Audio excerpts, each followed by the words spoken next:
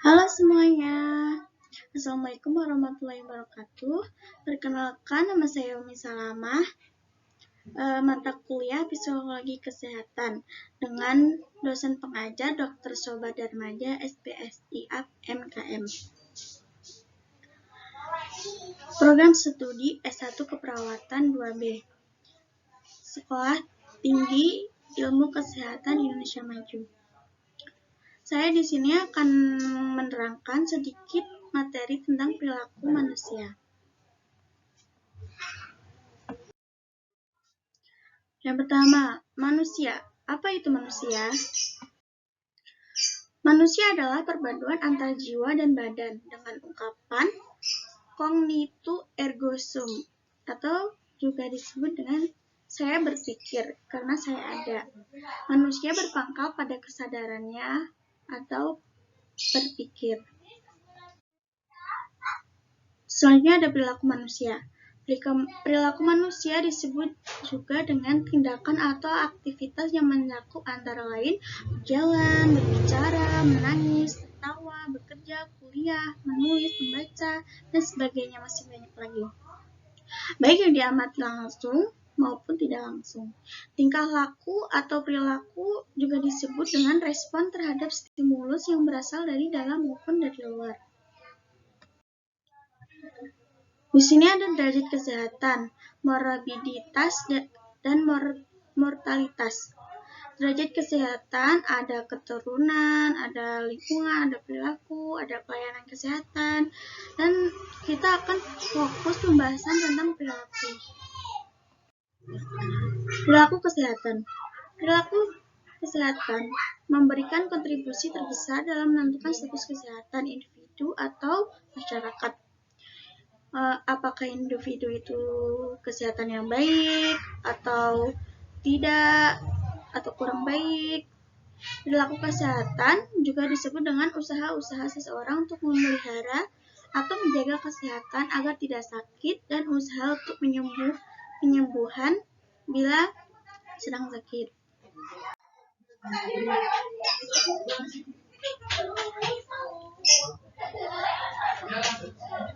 Psikologi kesehatan adalah studi tentang proses psikologi dan perilaku dalam kesehatan, penyakit, perawatan, kesehatan. Psikologi ini berkaitan dengan pemahaman bagaimana faktor psikologis, perilaku, dan budaya berkontribusi terhadap kesehatan fisik dan penyakit. Faktor psikologis dapat memengaruhi kesehatan secara langsung. Isu psikologi kesehatan. Psikologi kesehatan mencakup berbagai masalah, mulai dari rasa sakit yang kronis hingga penyakit yang mematikan. Tujuan isu psikologi kesehatan yaitu membantu orang meningkatkan kualitas hidup mereka dan menangani masalah kesehatan tertentu.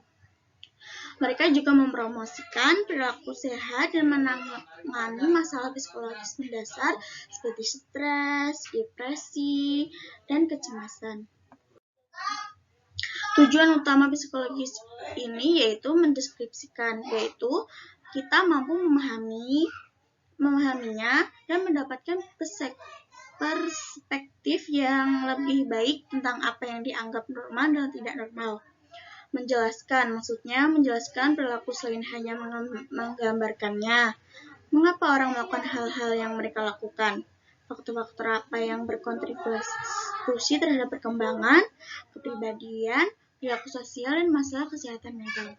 Dan selanjutnya ada memprediksi. Memprediksi yaitu prediksi tentang bagaimana kita berpikir dan bertindak. Begitu kita memahami lebih banyak tentang apa yang terjadi dan mengapa itu terjadi, kita dapat menggunakan informasi itu untuk membuat prediksi tentang kapan, mengapa, dan bagaimana itu bisa terjadi lagi di masa depan. Dan yang terakhir ada mengubah perilaku. Mengubah perilaku maksudnya berusaha untuk mengubah, mempengaruhi, atau mengendalikan perilaku untuk membuat perubahan yang konstruktif dan bertahan lama dalam kehidupan manusia. Selanjutnya ada perilaku pencegahan penyakit.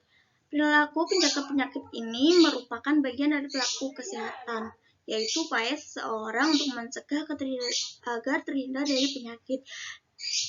Cara mencegahnya yaitu dengan makan makanan yang sehat, berolahraga, dan menghindari asap rokok. Di sini ada pendekatan psikologis. Pendekatan psikologis ada pendekatan biologi, pendekatan behaviorisme, pendekatan psikoanalitik, pendekatan kognitivitisme, pendekatan humanistik. Nah, sekarang kita akan bahas satu-satu pendekatan tersebut. Yang pertama ada pendekatan behavioristik, yaitu memandang manusia sebagai mesin yang didorong oleh alam sadar dan lingkungannya. Perilaku manusia sebagai hasil dari belajar yang dipengaruhi oleh faktor lingkungan juga pengalamannya.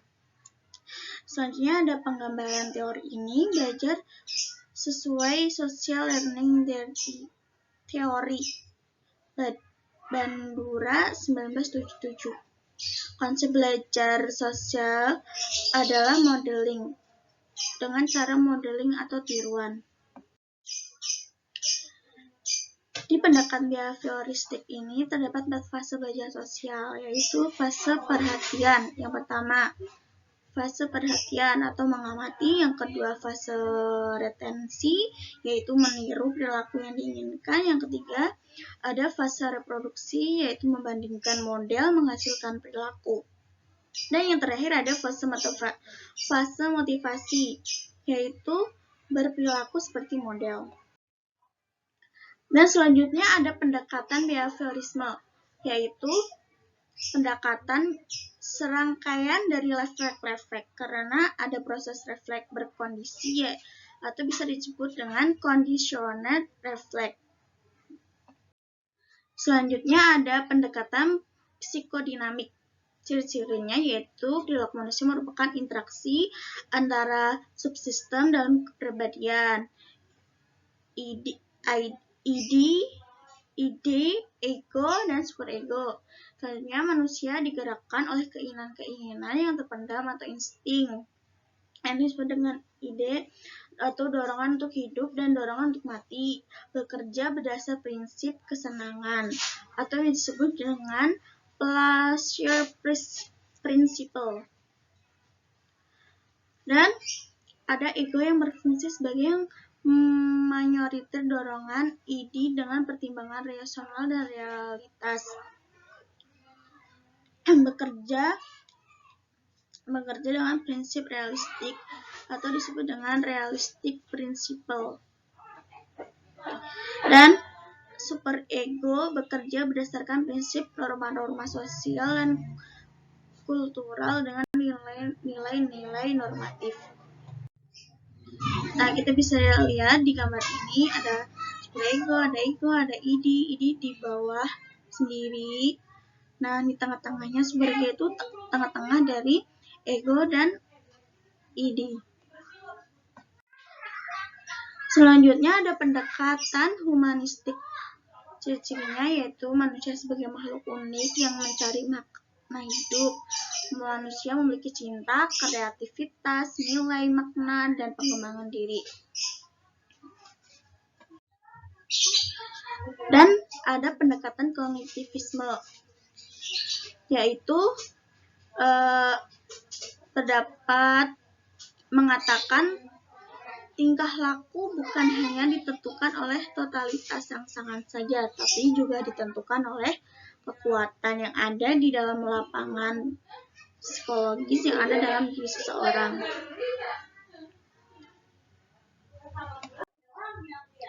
Dan yang terakhir ada pendekatan biologikal.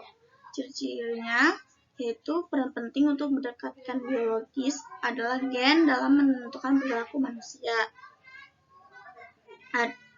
Terus ada perilaku manusia yang dikaitkan dengan kejadian yang ada dalam otak dan syaraf manusia atau struktur otak terkait dengan perilaku. Dan selanjutnya ada pengembangan diri. Pendekatan ini adalah model biomedik terkait sakit terkait sakit dan penyakit.